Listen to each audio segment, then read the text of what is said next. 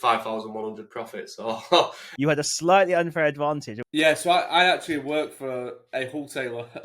So you're the guy on the phone if someone rings up and how an Amazon seller on a certain product, you're the guy who answers, are you? Hello, everyone, to another episode of FBA Moguls. I've got Ryan with me today, who is going to be talking about wholesale. This is going to be a really juicy episode, guys, talking about wholesale and how to open wholesale accounts, maybe, and all the juicy details about wholesale and Amazon. So, yeah, do you want to just kind of introduce yourself, Ryan, and we can and jump straight into it? I've got loads of questions to ask. Yeah, sure. So obviously, I'm Ryan. Been doing Amazon since November, mixed across wholesale, private label, and now going into unique bundles, which is had some real good success. Started with £500 and a bit more in the same month. But me and Simon will obviously go into that. But yeah, really enjoyed it. And yeah, scaled it to, we done 33,000 last month, and yeah, really enjoying it, hopefully seeing where it'll go to over the next few months. Yeah, it's insane. So I was talking to you earlier, and like I say, you started with 500. I think you put another 500 in, didn't you? So let's say £1,000 you started with. Yeah. Your results, are you making like something like 4,000 or 5,000 profit now in 8 months or something, or 9 months? Yeah. So I had a look before I come on here, and first of November I sent you the transaction. So 1st of November, put £500 in, and at the start of it was me and my cousin. So basically, we've been on a family holiday together, like, with our whole family, and like, we're both kind of like entrepreneurs. And we were just stood at the bar in the pub and said, should we just do something together? Like, we've always ran separate things. So so we said, let's do eBay, and then we never done eBay. I thank him for this. He said, no, let's do Amazon. And so I put £500 in. He put £100 in because he was paid like weekly. And anyway, but by the 23rd of November, we had £1,000 like invested, and we were pretty much just FBMing things at that time, going to H&B, sorry, Holland Bar at the Turmeric, where our first product we sold. And we actually, I got the deal, so I bought it off the website, and I'd listed them as FBM. And before I'd even picked them up, they'd sold to it's a thrill, isn't it, I guess? And that's how we started, and yeah, really enjoyed it. And then, so we had, said, £1,000 by the 23rd of November. So, and then I put a bit more money in at the end of November, just for December. So the total investment was actually 2,300. That's all I've ever invested into the whole business in that time. Obviously, that was November, and we've just gone past June, which was 5,100 profit. So turned the money over really fast. That is insane. Like I said, it's a nice mix. What's the retail arbitrage? Oh wait, we were doing so much retail at first, and we were so bad at it, and we just hated it. And it's just been really good from there, really. Awesome. Those are amazing results, to be fair. I'd say that's probably top 1% of people in terms of that's really good growth and good profit. So that is amazing. Well done on that one. So sounds like you really dove into it and put the work in, though. So like I was saying, it's I work full time. He did, he does. And yeah, I honestly believe I work harder than everyone else. And it's as simple as that. I didn't mention it then, so me and my cousin don't do it any longer together. He's 21, 22, I'm 30, so obviously he wants to live like the laptop lifestyle. Yeah. And if we ever got to that stage of earning that money where he could do that, well, I didn't want to be caught running it, and kind of vice versa. I didn't want him to feel guilty for going off. So February we just split the money. It was about £2,000. I think just made about £2,000 each that we come away with. So we built up the 2,300 to 4,000 by February, just split it in half. And yeah, so since February I've been running it on my own, and with a full-time job, it's difficult, but it's good fun. It's just hard work, to be honest, and that's probably my number one message to everyone. It's you've just really got to work hard, and it's not as easy and as simple as it looks. And it is. I know you preach this. It is an actual business. It's not. Absolutely. It's not just some made up internet money. It's a real business, and there is more importantly, there's no right or wrong either of doing the business. And we were saying it the other night, like, you know, you're happy to not touch a product, whereas I'm packing absolutely everything up. I want the product, and I want to. Like that's the style I want. I want my own warehouse. You want to feel it, I see it. Yeah, I want like the full e-commerce. I want an e-commerce business. I don't just want the Amazon business, but the Amazon business will obviously fuel me to that point, hopefully.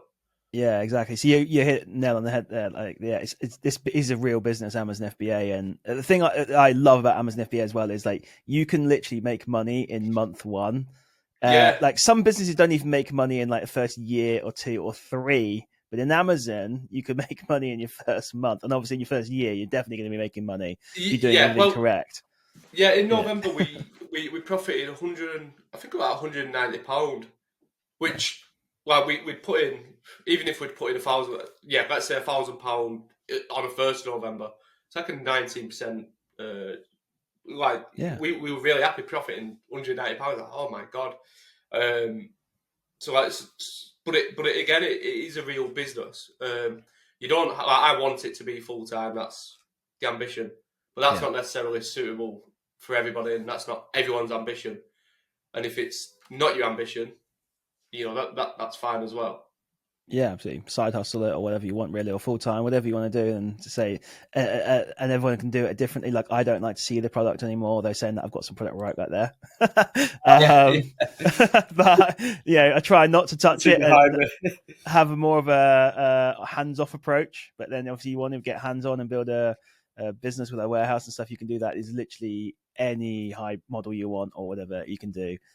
In this, but yeah, saying that I guess the good thing as well is like in that first month, you I guess realize this is real. It's not just I've seen all the videos online, I've seen other people sprouting out, maybe my videos, other people's videos.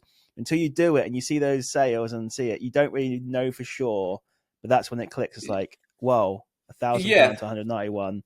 What if I get to 100,000, 200,000? Exactly that. Or more. We like I said, the journey with because it was so much fun because I was doing like I'm doing with you now. We were doing it at night, packing all these FBM orders, and like thinking, "Oh my god! Like if we can do X amount, we'll earn X amount." You know, we were just it was so much good fun, and that was the mentality. What you've just said there. Well, if we can do like £190 profit off £1,000, imagine if we've got 10 grand in. Exactly. Imagine if we've got 100, and it just kept spiraling. Obviously, I'm nowhere near that point of 100 grand stock, but it's coming to what we thought, and you know, to what I've worked towards. Yeah, it builds. You got to keep reinvesting the money. It builds. It's not, you know, you can make money from day one, but you're not going to be buying a Lambo on day one. Let's put it like that. Yeah, you know, it takes time to build, but you can make. You know, just yesterday I was hanging out with a guy who's bought a McLaren from Amazon FBA. So you know, it's just like I've seen it. Exactly that. Exactly. I've got I've got about 10 grand worth of stock in Amazon at the moment, and if you think I've got 10k in, last month I profited 5. I'm gonna 50% add 50% value onto the business stock. Yeah, if I manage to spend it all. So yeah, that's the compound right there. It's so easy. Once the money starts compounding, don't take money out at first. Just let it compound. Again, like we said earlier, if you're happy to just take £200, you can take your money out, providing you at the profit of £200. But yeah, so there's no right or wrong. I want to push it. Some people are just happy with a £200-300 a month as a top up of their salary, but quite honestly, I've got a young family and I don't want to work. I don't want to work for somebody else anymore. Yeah. No, 100%. Yeah, you remind me of Nikos a little bit. Actually, I don't know if you watched his stuff where I've watched everybody's. I've watched everyone's. And he was like, I spend more time with other people's children than my own. Eventually, now he gets to take his daughter swimming whenever he wants and things like that. And just like you can't beat that. To be fair, that's what you want. Exactly. So. It's like just I've got a 3-year-old daughter and she goes to school next September, and I'm like, well, if I can be done by December, I've got kind of like 9 months of just solid time with us. So that's kind of the ambition, is being completely done with work by December, and just giving that time to the family really, because as well, at the moment it takes a lot of time from the family because of the constant work. You know, they've got the 9 to 5. Then at night, I'm probably not as active as I should be with them because I'm doing all of this stuff. It's tough. I mean, I actually don't know how people do full-time job and Amazon. I find it like hard. It's hard work. It is difficult. You've got the dedication though, but you can put as much time or as little time as you want into this business. I'm literally addicted to work right now. When I wake up in the morning, I cannot wait to hit my desk, which means you're in the right job, to be fair. But exactly, absolutely love it. And when you have success and it builds on success, and it just basically snowballs from there, and just it's crazy, really. It's that's another thing to just try and enjoy it as well. I wouldn't. Some nights I'm up till 1 o'clock in the morning, just do it like creating the bundles or going through price sheet, and it's like.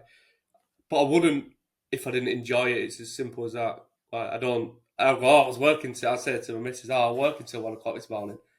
She's like, you love it, really. Like, and it's like in jest. Do you know what I mean? Like, because I actually do enjoy it, and I know it's the results will just come from it.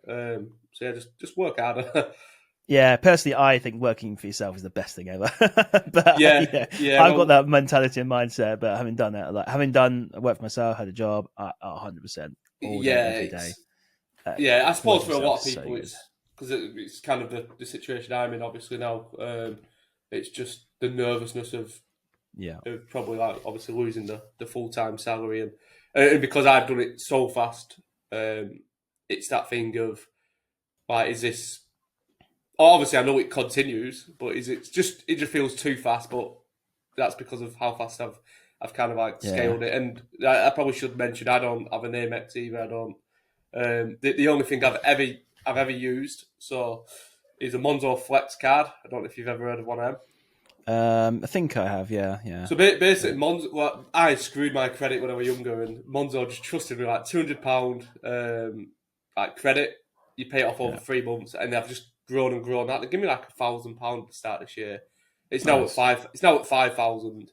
So that was kind of like the only credit I ever used. I've got credit with a supplier, which that's a nice amount of credit. So they'll. And I'll touch on that. One of my questions for later is credit. I put a few feelers out for people like, you got any questions? So I'd say you maybe have that slightly unfair advantage. So I think your results are obviously fantastic, and they are honestly amazing. You had a slightly unfair advantage, and this is, I guess, one of the reasons I want to do these podcasts is because what's your job? So I actually work for a wholesaler. I'll be honest, we do actually supply. I don't think I mentioned this. We do supply some Amazon sellers as well.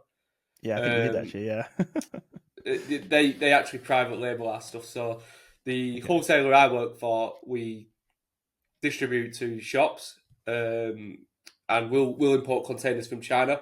But then obviously we've got the direct to brand accounts as well. So we'll distribute, some of their products. But 90% of our business is kind of like our own bread and butter products we're importing from China and selling into the shops. But obviously that gives me the understanding of a wholesaler and kind of what they can do, how to communicate. I see the red flag straight away of if someone wants to open an account with me as the wholesaler. I see the red flag straight away, so I know how to not approach a wholesaler. So it's given me a really and just of how to speak to people as well. I'm the sales rep, so I'm going around speaking to all different businesses, which is nice. Cool. So you're the guy on the phone if someone rings up and that, how an Amazon seller on a certain product, you're the guy who answers, are you? So for the so I cover from not to bore you too much, but just from above Birmingham, right up to like the Lake District and across the Hull. So I cover a big area. Nice. So I'm the guy that they come to, that check them out, make sure they're a legit company. So I see both spectrums of it. I do all the pricing as well, which is good. That's how I know obviously how important the relationship is with your sales rep and don't just go for price. Don't just batter on price straight away. We're going to get into some stuff. So some tips and stuff like that. Well, I don't know if we should jump straight in. Let's just say I'm going to keep the red flags in mind. I'll make a note of that so we go back to that. But So if someone, an Amazon seller, wanted to, or let's say an Amazon seller, because obviously this is all related to Amazon, wanted to open a wholesale account in general, not necessarily with you, but from your experience in the industry, what kind of tips would you give them in regard to going about that? Maybe even starting off with maybe how would you even find a wholesaler from there? So my tip for finding a wholesaler would be speak. I'll use Nivea as the example. I do not touch health and beauty, but everyone knows Nivea. So I'll just, for the ease of this, we'll say Nivea. If you want to sell Nivea, for example, and you're like, where's a wholesaler? You need to try and speak to the brand and find who their distributors are, who the wholesalers are. Don't really go with wholesalers, just say who distributes your products. And they're probably going to say, like B&M, Home Bargains, because they do. But you need, we want pallets of it, or, large quantities. That would be your first port of call, is speak to the brand and find out who has an agreement to distribute their products. Like at the end of the day, a wholesaler, although they call themselves wholesaler, all they are doing is buying the product from the brand direct with a bigger volume that you would normally. That's all they are. There's nothing special about them. They're just a business like you that can buy in big volumes. But the problem is with if you are going after Nivea, is they're not going to deal with you, the Amazon seller. Because they're just that big. They don't need any more wholesalers. So I'd speak to the brand of who and just find out who distributes their products. Failing that, obviously, try and just do some reverse search online. Like if there is a product, find out if it's going to be a cheap, nasty website that will not let you check out. So if the website lets you check out, it's not a wholesaler. If they don't let you check out and say log in to see trade prices, for example, it's a wholesaler. That's a tip there. If they're not displaying prices, you can be pretty comfortable that it's a wholesaler, and they can move on their rates as well. Okay, cool. So just going back to the whole thing of so let's say I wanted to sell Nivea and I call them up. I don't know what the parent company is. Probably Procter and Gamble or something like that. I don't know. Yeah, it's LGSK or something like that. Are they going to be happy to tell me the distributors? They should be.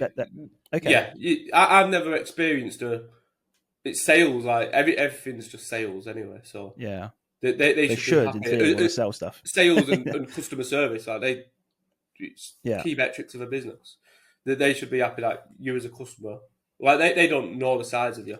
I wouldn't necessarily for them say, "Oh, I'm an Amazon seller," because you probably do want to position yourself as an e-commerce business rather than just I'm an Amazon seller, because it does unfortunately give this perception of us in our bedroom, curtains shut, and not speaking to anybody. If you position yourself as an e-commerce business, which you're not lying, you are an e-commerce business. They should be more than happy to share who distributes their products. It's business at the end of the day. They don't from distributor to you. It's not the manufacturer's business. Yeah. Okay. Cool. So if you go after a big brand, you're never going to get like a brand director. You could be wholesale. No, maybe. Yeah. Obviously, like Nivea, you're never going to be unless you're spending millions of pounds every month or something. And again, it has to be worthwhile, for them as well. Like if you've not got the money there, then why are you approaching them? It's as bad as it sounds. So to target the smaller brands, like I focus on DIY, so I'm happy to share that.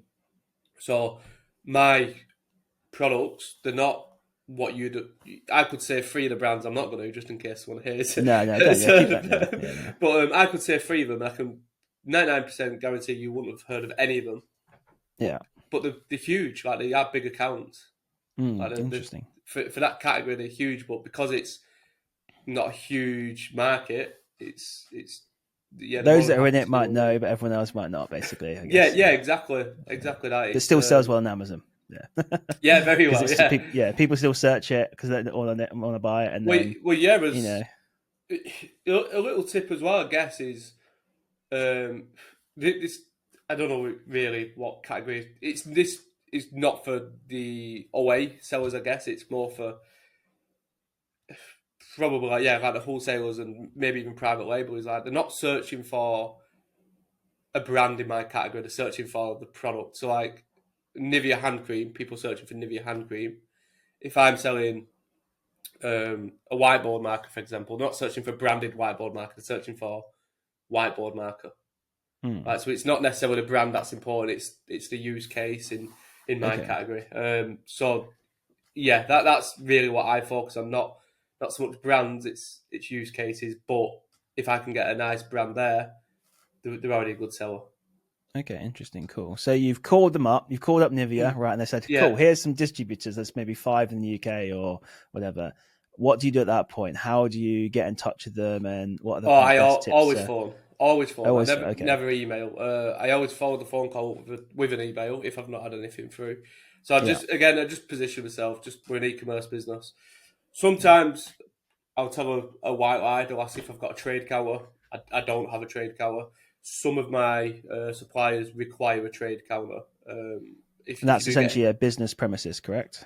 Yeah, pretty much. It's a business commercial premises. Yeah, I have tried things of, if your house number is number 1, putting 1A as your address, and hopefully try that route. There is no, all they can do is check the maps. You can try and say you've got one. They'll probably forget by the time you actually check anyway that you said you've got one.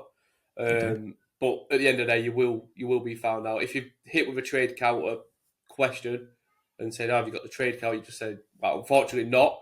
We're actually looking at moving into your business premises. We're just in the middle ground, and see if that can buy you any time, and just to get that. All you need, the minute you get that account application form, you're fine. They're not going to check anything else from that. Once you've got the account application, you should be fine. So these are sort of like filter questions they're asking, like trade counter, and I suppose VAT registration they might ask. VAT registration's not so my supplier. So my supplier obviously took me. I think I'd done 8k turnover the sales the previous month. Spoke to him on the phone. I'll actually share how I opened this account. So absolutely, So I phoned up and I said, I spoke to your sales rep yesterday. He said he's going to send me the account form over. I hadn't spoke to the company. I said, I spoke to your sales rep yesterday. He said he's going to get the account form sent over. But I've just not had it through on email yet. So, you're okay to send it over. And 10 minutes later, I had the account form. Crazy. Like, it's not completely right, but it got the job done. If all else is failing, it got the job done. I'll spend, and with that supplier last month I spent 11k. So wow. So we spent on credit as well, which is really good. But you do have filter questions. But at the end of the day, they want, if you can get into the sales rep, that's who you really need to speak to. So once you phone the brand, just get the sales rep's number. If they don't have, some of them will not have a sales rep, but if you can get onto the sales rep, that's who you speak to. They're just an employee of the company. They have a sales target to hit. They'll kind of do what they can to hit that sales target. If gentleman's agreement with them and say, listen, we know we've not got a trade counter, but we can provide you with some extra turnover. Even if it's an extra 1k, 2k sales, it helps towards their sales target. So that would be my number one tip, is speak to the sales rep. Like, they are just, it's me basically of a company that wants sales. They want to hit their target, and they don't actually care about. I really care about the rules for my company. You must have a trade counter if you're dealing with me. but some of them, if you get a good one, they'll look after you. And they're just a person. So just be human-like with them. Yeah, so let's say I use a prep center, for example. That's in a big warehouse. Would that count as enough as a trade center thing? Or cool. Yeah. You can just say we have. So we work from offices. This would be my approach if I were you. Yeah. I work from my office, but we have distribution center wherever it is. And just call it distribution center. Don't call it prep center. Just call it our distribution centers down in wherever it is. Okay, cool. So what is it that wholesalers don't like about Amazon sellers? What are the red flags that you've seen? And why Amazon sellers just I'll be honest, seen as... I don't know what the hate is for us. Like, I love Amazon sellers for my job, but I can only think they just don't understand what we do, and they probably do think that we're sat in a bedroom just trying to flip product and not actually trying to give them sustainable business. That should be the goal. Is if you go into wholesale, it's not quick flips, it's long term. You know, you want to be buying that product for the next 12, 18 months. Otherwise, you just won't do arbitrage because, you know, the reason for wholesale is so you're not having to source every night. You've got predictable spend and predictable sales.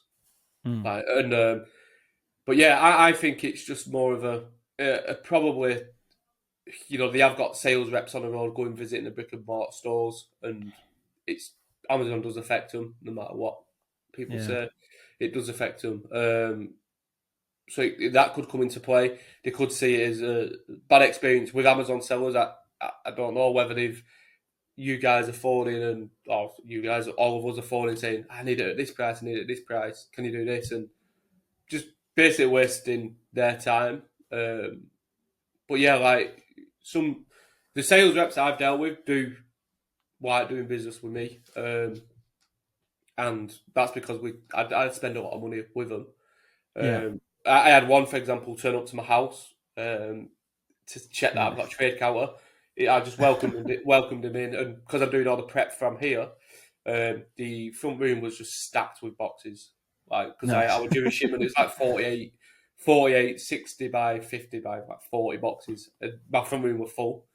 So he's come in and just seen all that, and he thought, it's a money pit, like, it's money here. So that sold it to me. Yeah. But, and hopefully people they realise as well that not everyone starts off in a grand big warehouse. Some people do start in their living room and they grow into big businesses. Yeah, so exactly. Hopefully people have that kind of thinking, okay, he might be a little bit small now, but I see the potential here in this guy. Yeah. Especially if he comes to your front row and sees all this stuff. Yeah, exactly. That pretty much sold it to me. It's like, wow. Because I felt really nervous at first because obviously he just turned up to my house. There was no warning. I was like, oh my God, what's this guy doing here? And, and you know what's really, I've actually not spent anything with them yet, which is probably why they hate Amazon sellers. But I've just not, is that because there was no good deals, or you've not got enough capital? Or again, going into it, it's you make the deals. To be honest with you, like I've got his price list. I don't know if it's there actually. Yeah, it is there. I've got his price list, and like some of it's just slightly profitable, which is fine because I'll make it profitable. But yeah, so it's just a case of the logistics side. It's quite big, bulky items, so it's more logistical on that of rather than spending with him. But there will be something that goes to him eventually. I'm pretty sure of it. But yeah, the big tip is get the sales rep. Okay. Get the sales rep. Speak to him like me and you were talking now. Like that job is so thankless. Like they are going around to businesses all day talking, doing outbound conversations, which is like pretty, you know, you're forcing a conversation on people. They'd probably welcome an incoming call and a chat, to be honest. Okay, interesting, cool. Okay, and so you got to hit the phone, and then obviously building that relationship as well. Yeah, just it's like relationships. It's don't be one of them that just emails. Have you got? Can you do this for that price? If you work a 9 to 5, for them on your lunch, like just. There's no excuse to not. You have again. It goes back to you were running a business. If you're doing wholesale, it's a business. That's not a side hustle, in my opinion. No, absolutely. And if you can't pick up the phone when you're running a business, then I'm sorry to say it's probably not the right action for you. No, true. Yeah, maybe that's why I didn't have success. It's just all relationships. So it's just like people are people, and people deal with people. Like let's. Genuinely not overcomplicate it. Like you are buying a product that you want to sell. Yeah. Like it's simple. Like you've obviously got a target price in mind that you'd like to get to. Yeah. And the sales rep can probably help you get there. You've just got to build a relationship with them. So yeah, that's an interesting thing. When it comes to negotiating prices, I've heard different strategies. Mainly from Bybox Bandits, which is a fantastic channel, by the way. Check that out. Honestly, that is a gold mine of information. Yeah, I watch a lot of it. Oh my God, it's insane. So I've heard a few strategies, one of which is basically you obviously get the price list. Let's say the price is going to be £10 for this item, but you need it to be £7 or £8, let's say. One of the strategies I saw was basically saying, look, I need to get the target price of here, say £8. How many do I need to buy to get to that price? Does that sound like a good strategy to you, or would you go about it a different way? Or Understand their business model first is yeah, what I'd say. okay. Like, is it their own transport, for example? Like, will it be? This sounds stupid, but is it delivered on their own van? If it's not, obviously they've got a courier cost. So the courier cost and the product cost are probably the two biggest costs for that product. It's like obviously you've got the product cost from because the wholesaler are obviously buying the product from the brand. So their next cost is obviously picking and packing for the wholesaler to pick and pack that product, and to deliver that product. So if you're buying a box, so try and make it a box quantity, because then the warehouse member only has to pick one box up and put it on the delivery van, and obviously they're only paying for one box to be delivered. So obviously if it's on their own van, their transport is pretty much a fixed fee, so you shouldn't have to worry too much. But a lot of the time they'll just be using couriers, pallet lines or DPD or whatever. So just understand, like, okay, probably box quantities. That's me as a wholesaler, what I do. I'll do box quantity deals because, again, in our warehouse, it just takes one member of staff to go and pick that box and put it on the van. Because if there's 250 products in a box, but my customer's ordering 50, well, the warehouse staff has to go and pick 50 individual things, or you can go and pick one individual line. So just communicate that with your sales rep, or you should always have a sales rep anyway, even if it's internal or external. Just communicate that with your sales rep. We will buy in box quantities. What do you need from us to make it, for us to get the best possible price? Okay, so you wouldn't necessarily say the price you want to get. You just maybe go around the whole, say, like, I'm going to buy box quantities. And when you say I think you mentioned before, delivery cost is very expensive. What kind of percentage? Let's say you're making £1,000 on a box. Or I don't know, that's probably way. I don't know what the margins are like. Actually, another question. What's the delivery cost of that? Like, what percentage of your? So one of my, I'll go back to the Amazon business now. So one of my products from my supplier. So I've got the PL products, but they are from a UK wholesaler. Yeah. One of them only 19 come in a box. So the products to me is £3.78 including VAT. So that box is costing them. Sorry, it cost me £75 or something for that box. Sure. But there's only 19 products in it. So let's say it cost them, my supplier, £3 to send a box to me. That's straight away. There's only 19 products, so we're knocking 15p off each product off their profit, because it's free delivery. So it's obviously that's a cost of them. As a percentage, what is it? It's probably about 5%, I guess. Yeah. But then obviously we're paying for picking errors, and although there is no picking errors with my stuff because it's on boxes, the wholesale will build that into their kind of transport P&Ls of picking errors and all that nonsense. Yeah. Okay. Interesting. So it's not a huge cost, but again, it's probably the picking that they're really looking at of. Yeah, actually, rather than picking 15 of that product, we can just send one box and he's got the 19. It's better order value and better for the warehouse staff. Yeah, never thought about that, because obviously, let's say, for example, there's 200 in a box. You take 50 out. It's twice now. You've ruined that box. You've ruined the box in total, because there's now 150 left in there, which means you can't sell that box anymore, and you've had to count 50 out. And then obviously, Yeah, imagine it on a pallet, for example. So if they've took a pallet, let's say Nivea hand cream, if they've took a pallet of Nivea hand cream and you're ordering 500, you think, I've got 500 of these. What a great order from my supplier. Yeah. And you can't get to the price, but maybe there's like $1,500 on a pallet. But they've got to then break that pallet down, get all that horrible black wrap off it, go and pick all them products, put the pallet back in, but they've still got to deliver it to you. I mean, maybe 500, whether it's on a pallet or not. But, there's still that cost. You just need to kind of like make it box in, box out for them. And that's going to be the most lean, efficient way, in my opinion. And then, really good tip there. Again, a really good tip. End of month. Last week, so I think the last day of this month's the 30th. Try and get orders into your suppliers or ask them for a price around the 26th, 27th, because if they're below their target, they'll do you some good deals. Okay, so give them a call near the end of the month. Say, look, I've got 10 grand, 20 grand to spend.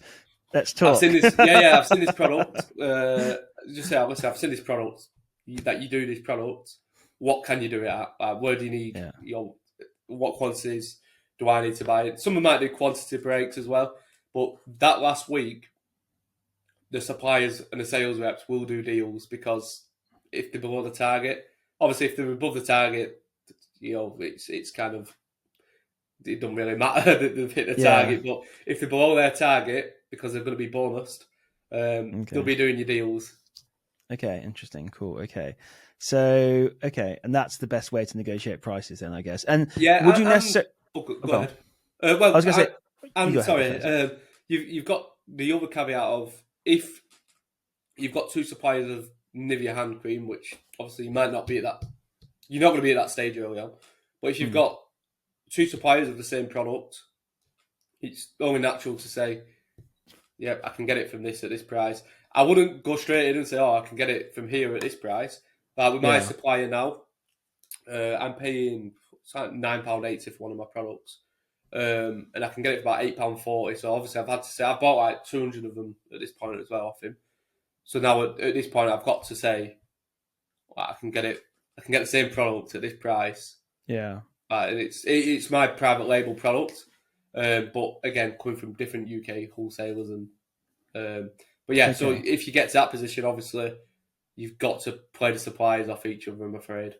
Okay. Makes sense. Once the relationship's built, not straight away. No, sure. And talking about relationship building, is it worth making an order with them that maybe break even or only slightly profitable, even? Or is it worth to build that relationship? Not a fan of that. Okay. I'm really not a fan of it. Again, relationships two-way thing. So if they want a relationship, I know Corey in America, who is featured on Bybox Bandits quite a bit. He does recommend it, but it's not something I'd personally do. It's not something I'd expect any of my customers, any Amazon sellers and my customers to do. Like we're here to make money now. Again, it's probably your risk tolerance as well. Like, what are you prepared to make on a product? If you can see it's just a 10% ROI and you think, right, it's going to sell really fast, and that's just on you. But personally, it's not something I'm prepared to do, no. Okay, interesting. Okay, cool. So going back to the whole opening account, do you need like a website if you're like portraying yourself as like an e-commerce sort of platform? Or I've got one. I've got one, but no one's ever said, yeah, I've seen your website. I'll be honest. I put it in. I've got my own... so I've got an account at email.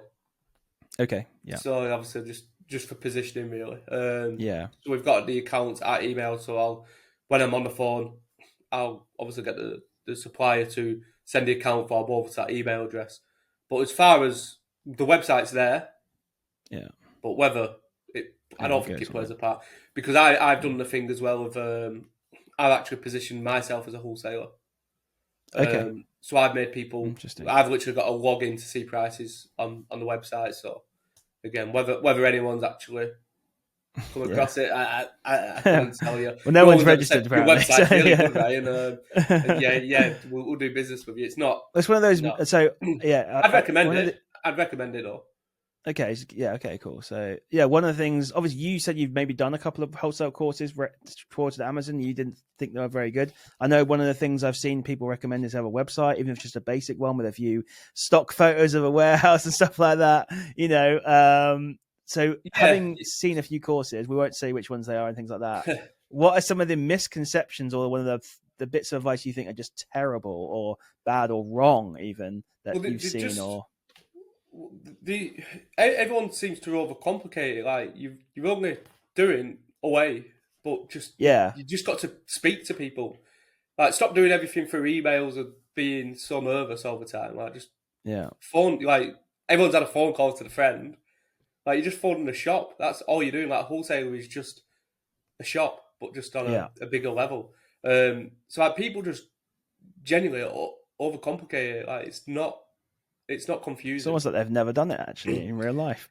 yeah, but it's like it's so simple to pick up the phone and like just speak to someone. Who's your sales rep and understand the business. I think people just don't really understand what wholesale is. or what they do. I think the frustration with me in the Amazon community is like it's almost all right. I've done RA and I've done away. I must go into wholesale now. Yeah. Like why? Like you don't like look at how well you do. Yeah. I know Felix does really well off away as well. They don't do wholesale. It's not you must go into wholesale. Like you should have your reasons to go into buying wholesale, which should be to just find a consistent products and like maybe actually learn more about business. Like my main thing was I do not want to source every single night. I am the worst sourcer in that FBA Moguls Discord. I promise you, I am absolutely useless at online arbitrage. I am so bad. Honestly, it's frightening how bad I was. Excuse me. And yeah, that should be the reason. I did not want to do something I was bad at every night. So I thought I'm going to pick up the phones and. To be fair, you got that background. Like, you got to take every edge you can in business. If you got your background, you got such a big edge. You got to take advantage of it. You just have to. So, yeah, of course. Like, but the main business is private label. Like, just using the UK wholesalers. Yeah, so you don't actually do wholesale necessarily. But you're utilizing wholesalers to make your own brand, essentially. Like your own. Yeah, and I do have wholesalers for obviously I nearly said the product then. For some of the bundles. So some of the bundles I'll use wholesalers because I'm not paying. I refuse to pay the shop prices when I know what I can get them for. So there you go. There's a little inkling to what I'm doing. But yeah. So I use obviously the wholesalers for that, and we've got UK wholesalers for the PL products because I'd love to go to China, but I don't want my money tied up for 3 months. Not just yet. Anyway, obviously, it's still such early stages. I just don't want that money tied up yet. Yeah. So and so one thing you mentioned earlier was like people seem to either want to do OA and then go into wholesale. Seems to be one or private label potentially. I also get a lot of new people coming like I want to do wholesale from day one, which I always say to them, and this might be totally wrong. Like I said, I don't know much about wholesale. I don't do wholesale, so I only hear what I hear. But basically, I tell people, look, you don't want to be doing wholesale. Firstly, because you got to buy a big quantity, which might be true to be fair. Yeah. And you don't really know what you're doing on Amazon. So if you end up like buying 1,000 units or something and you're stuck with it, you're screwed basically. The other thing I say to them as well is margins are much thinner. Now I don't know how true that is or not. I guess it depends on if you're doing a private label, whether you're doing just like direct, like wholesale, buying a product, Nivea shampoo, selling it Nivea shampoo on this thing, basically. So are the margins thin in that? And yeah, and you're completely right. People, again, my opinion, and that's all it is. They should be doing online arbitrage, retail arbitrage first, to just understand Amazon and how it works. But I made so many mistakes at first, like doing that. But I had like 5 or 10 of each. Imagine making a mistake and you've got 400 of the products. Yeah, you can return it as well if you make a mistake with the retail option. So can you return wholesale or not? Or we piss them off? You can, but I done something with one of my PL products. I've got 2 variations of this product, and I just ordered the wrong one. And I'm like, I think there's like 50. We labelled it up and everything. I didn't realise that it's the wrong variation. And then I realised, this isn't the right one. And it's still downstairs in the cellar. I won't return it. The cost is like 80 quid or something, but I'll probably just create another variation on the product. You can return it, but you shouldn't be in that position where you are returning it, if I'm being brutally honest. The margins are thinner on wholesale because, again, they're a wholesaler. They're just like you. It's just that they've got the brand direct account, or a lot of the times they might be buying off a larger wholesaler as well. So there might be 2 or 3 people in the chain. It just depends. Obviously, how big the brand is. It really just depends on how big that brand is. Okay, interesting. So, like Nivea, for example, might be good. There might actually be like not a direct distributor, but maybe a couple down. Possibly, possibly so. There is one example of a product where there is 2 chains of it. But I'm not paying 2 chains, but I know of 2 chains of supply of distribution, because it goes down to kind of a local level as well of deliveries. So you can get caught in multiple distribution levels. Like the products that I private label, for example, I could probably distribute it because of the price that I'm paying. Interesting. Like I'm at the stage now with the main range of products. It's all negotiated prices. I've got a price list. I don't think I pay a single price on that price list. It's negotiated really well. And sometimes I'll do an order, so I'll probably do one, probably not, back end of this week. And I can almost guarantee on that when he replies to the email, the order, cheers, mate, thanks, knocked another 10% off for you. And he'll just knock another 10% off the bottom line. You think I don't, and the bad thing is, you've seen I've shared the seller toolkit result with you. But that doesn't even include like the 10% offs or anything. Like, I just don't touch it. That's just hidden profit. Yeah. So yeah, you must be doing quite well. I thought, it's another 10%. There you go. But yeah, but in general, margins are thin. I guess it all depends on the brand and the number of people in the chain. I guess they're going direct. Yeah, that's a brand direct. Sorry, so I'm okay. Yeah, okay. They're not classed as a wholesaler. They're like do a white label. They're probably making still. They're a white label supplier. They're absolutely. Well, I know their margins that they aim for. It's 30% margin that they aim for. Brand direct. That's the same. Okay.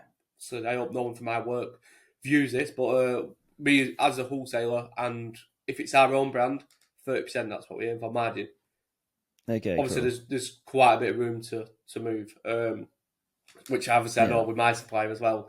Probably they are aiming for 30% because he sent me a screenshot, and I actually understood like the software we were using that works out the margin. I could see the margins that's supposed to get. Okay. Because I was trying to creep the price down a bit more on a product. Nice. He said it's literally not possible. He said it's literally not possible, and sent a screenshot of we're supposed to aim for 30% margin, and this was like below cost or whatever.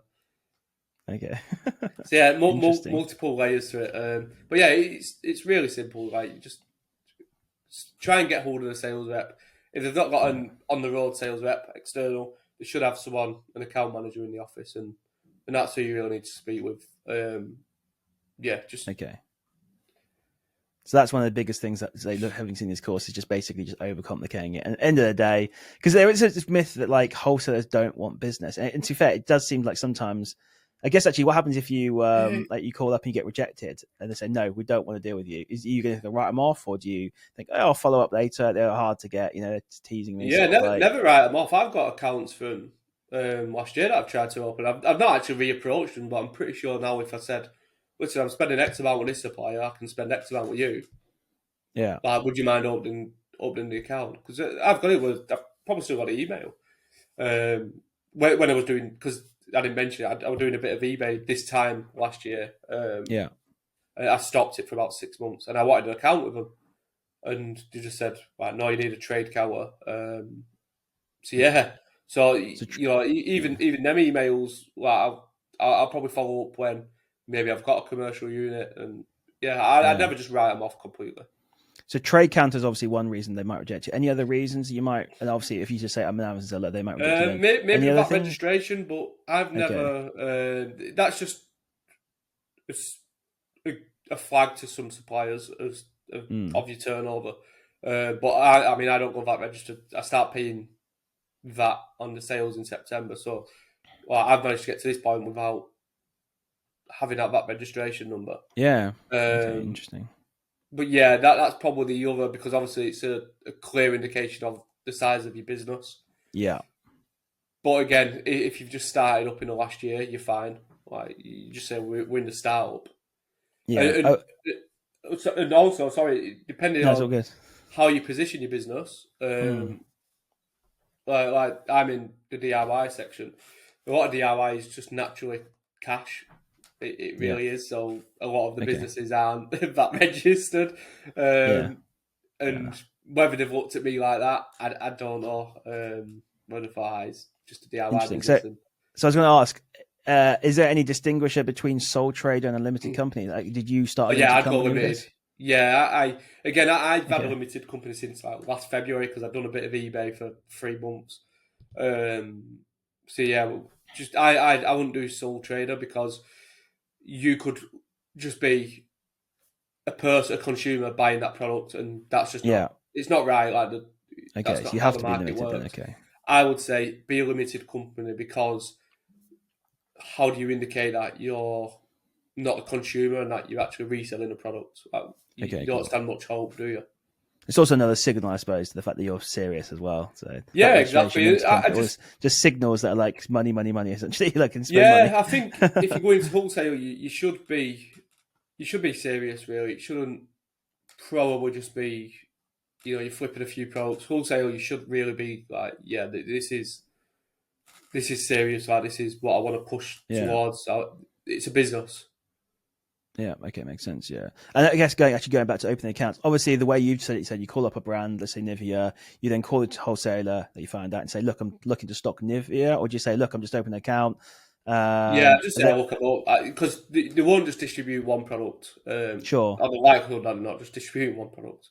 I just say, look, we do distribute this product, but we're interested in opening an account with you and just seeing what else we can do. That is a kind of another tip. I took it from Corey as well. I forgot to mention it in your positioning when you're on the phone, e-commerce, and we're into distribution. So okay, interesting. You anyone in FBA moguls, you can say you're in distribution because you can say I've got a community of X amount of members and products to them all. So yeah, it's another really nice caveat. We've got all these resellers, really, because that's what wholesalers generally sell into. Generally selling into shops, which again are just resellers. Okay, yeah. So that's just their network. But so I'd position yourself. Should have mentioned it earlier. Either e-commerce, and distribution. Like, we'll do a bit of distribution, but our main business model is e-commerce. Okay, interesting. Because going back to the whole brand thing, like when I've opened wholesale accounts before, and they probably weren't very good ones. They're like, "Oh, what brand are you interested in?" I was like, "Oh, okay, I don't know, cling film or whatever." It's just why are you? I was like, "I'll buy anything I can make money on," but do I say that? No, I wouldn't. I would make a joke because again, it's like that relationship building. It's like anything I can make a bit on. I would honestly make a bit of a joke about it, like just anything. But yeah, because it plays into like being personable as well, like just be you. And just like with women, I'm not picky. I'll do what. I'll take whatever. But yeah, it's I've got a really good account again, and I'll drop it actually. It's called Supreme Offers. Anyone that's watching this far can have that, and that's nice. No one would have heard of it, and they've got some really good stuff. But when I first went into wholesale, got the account open, went straight to the sales rep. Can you do this at this price? Knowing full well, like he could, and that was my own naivety. I knew someone that was getting this product from there. I knew he could get to that price, but he wouldn't for me. And that's because of who I was. Like, who's this guy asking for all this? So I've just like they've got a lot of profitable product on the screen, and I've just refused to go back because I was a bit of I didn't handle him very well. So there you go. Supreme Offers for anybody that's this far. Try and get an account with them. There you go. Yeah, interesting. You got some good tip. If you come 52 minutes in, you get the little extra. Well, this has been absolute gold of an episode. Honestly, mate. Honestly, it's actually it's gold. good. Well, it just shows like obviously it's possible. I would like to say I'm doing private label and unique bundles. Obviously, the wholesale experience is also playing into this now of I can just the unique bundles. I'm using branded products from the wholesalers. I'm just putting them in. Obviously, I'm pretty sure the competition that are doing similar unique bundles probably aren't getting the same sort of price as me. So I can probably I have undercut them all, and they're starting to match. And I just know I'm still making a really healthy margin on it. Okay, nice. So once you've got the wholesale, it can then obviously play into. I wonder if I can do something with this and actually bring my product cost down and fight against everyone else. Yeah, that's interesting. So when it comes to paying, like, how is it credit and payment terms, and can I pay on my Amex and the wholesaler, things like that? Yeah, so obviously Amex, a lot of them they don't like it, but some of them will just charge you the 1-2%. Some of them don't like it. I do bank transfers through. I'm on trade account, so it will be worth asking. I've not done it. Like I say, my cash flow is so tight. Like it's tight. But what I would say is like if you get to that point of getting the account open, Yeah. Some of the wholesalers will give you a better price if you're paying now rather than on a Okay. credit account. Like it's just how it works. Just Cash flow. speak to speak to your sales rep. Speak to the sales rep. Say, listen, we'll pay for this like straight away. Then obviously have that discussion. Will they take AMX? Just have that chat with them. But that's another leverage is paying up front. Me personally, with the biggest account we've got is it's net 30, so I'll get anything. Their last invoice day is on a Wednesday, so they'll invoice on Wednesday for, let's say it's the last Wednesday of July. On that Thursday, anything that gets invoiced to me is then billed in August, and then I get at the end of August, that is. So I get the invoice at the end of August, and then I get 30 days to pay that invoice. Okay. I'm on pretty much 60 days. Yeah. Which is obviously been a really good help. That's been, but yeah, a lot of them are either you'll have, they call it pro forma, which is obviously just you pay on invoice, and then you get obviously a credit account. So pro forma or credit account, they're your two options of paying. Okay, interesting. Okay, but interesting that obviously it all makes sense. Obviously, if you've got the cash to pay there, it's going to help their cash flow. They get their money right away. Their risk is like reduced from to zero. Yeah, exactly. The transaction's done. They don't have to worry. They don't have to worry about. Yeah, exactly. They don't have to worry about sending you a statement at the end of the month. Like it's done. The transaction's done. So again, you're bringing their cost down. At the end of the day, everyone's got like a net working margin that they're working off, and they need to kind of stay afloat of that. A lot of like the wholesalers' net margin after wages, salaries is about 4 or 5%, which is not a lot. It's really not a lot. So you need to try and help them help you basically.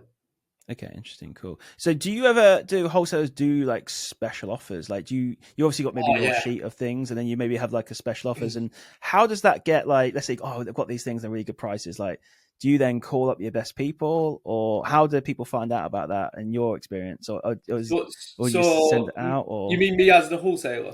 Well, yeah, exactly. Obviously, from your point of view, and also maybe as a buyer as well. Me as a wholesaler, I'll create. So my company do offers. We do one like every Friday.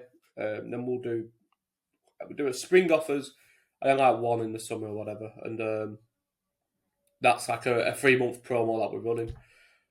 So that's company made. And then obviously, like I said before, if I'm short on my target, WhatsApp. That everyone's getting a WhatsApp off me with deals. And again, that's just it's a relationship side, and that's probably where you want to be with your supplier as well. Me as the Amazon seller, on Monday I got an email off one of my suppliers with, it weren't applicable, but it was an offer. I've got another one on WhatsApp. He sends offers quite often, probably about 6 or 7 times a month. He'll send WhatsApp offers through. So yeah, really common, but just get that relationship and just mention it to the sales rep once you've got the account open. If you've got any offers, fire them through.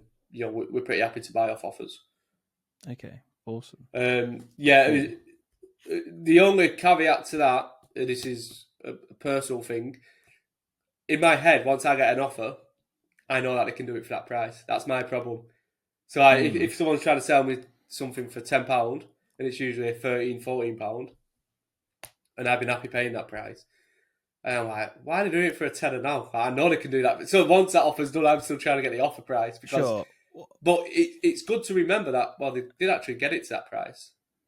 Well, I assumed it'd just be end of line or clearing the warehouse. No. Or... So, some of it, yeah, but usually specify if it's clearance or... Because that's what I asked the supplier that sent me one through the other day. I said, is it end of line? Because I don't really want to create like a PL. I don't want to create a listing for it to just go banging in 30 days. But it wasn't. It was just an offer that they're running. So yeah. So sometimes you'll see clearance lines and stuff, and just ask the question. But probably 90% of the time, it's not clearance.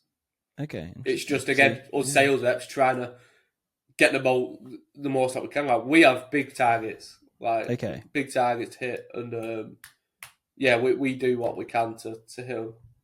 Interesting. That's crazy. Okay, wow. Awesome. Yeah. Well, we've got some apps. I could talk for hours on this stuff, but I don't want to take up all your time. But we could probably do another episode at some point. Yeah. Like I said, it's we'll really cut it off simple. there for now, Yeah. and then we'll do another one with everyone. And you guys in the future, any questions, put them in the chat of this video, and then maybe we'll do a part 2, basically. But man, it's insane. Have you got any kind of final thoughts for any final things for anyone who's looking to get into wholesale or open wholesale account? Any kind of like last little things?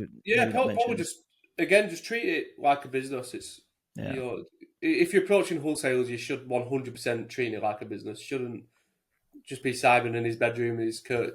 You should be. Open the curtains today. It should be a business. Like if you want to do business with people, because that's what wholesale is. It's business. It's not I'm buying something to sell it. It's you're doing business with people. And just don't go into wholesale if you're not treating it like a business. Just stay persistent with it. Don't batter the sales rep on price straight away. Have a chat with them. Get to know them a bit. It is so difficult. I'm not going to say it's really easy to get accounts open. It's difficult, but just put the work in and you'll start getting the accounts open. And again, take the notice of the actual price list and stuff. Just if you see a product, assume that you can make it work, and then just once you're having the discussions with the sales rep, do the football chat and everything first. Then say, I'll tell you why I actually fallen for this product. What's your movement like? And then go from there with it. But treat it like a business. That's the only and just work out it. It's not easy. Yeah. So they're the final thoughts. I've got one final question based on that, and then we'll end it. So, on the one hand, you say, you've got big target to do, and you want obviously people to buy it. On the other hand, you're saying it's really hard to get accounts. This is the contradiction of wholesale, it seems, in a way. I'd say it's hard to get the accounts of finding the accounts. That's the hardest bit. Okay. It's finding the account, and even so, it's not. I wouldn't say it's not easy to get, because although the sales rep's going to probably sign you off and say, yep, all fine, so okay, they're going to send it through to the credit team. And you're like, there's no VAT number, or they're trading from the sales rep is going to have obstacles in his way. Okay. But once you've got the account open, it's good. But just get that sales rep. That is the key. Yeah. Get the sales rep on side. Get him on your side, and he's going to defend your business. That's what you need. Is cool. And again, you're going to have a good sales rep, and you're going to have the old boy sales reps who they're just old. Sorry about it's as simple as that. They're just old, and the way that they do business, they're not going to move on. Go and find another wholesaler. If you've got, it's probably someone around your age that are up to speed with things, hungry, and you'll be absolutely fine. Awesome. That's awesome. Well, thank you very much. I appreciate it. It's been amazing. There's so much juicy knowledge in this episode. And so we might have to do a part 2. I have to say, leave any comments. You've got any questions you want maybe for a part 2. If you enjoyed this video, leave us a comment as well. Or give us a like as well. Plug your socials, mate. You've got some socials. If not, we can put them in the we'll put them in the description anyway, but obviously feel free to say socials. So just starting, we're going to start YouTube. So it's going to be AMZ Ryan H.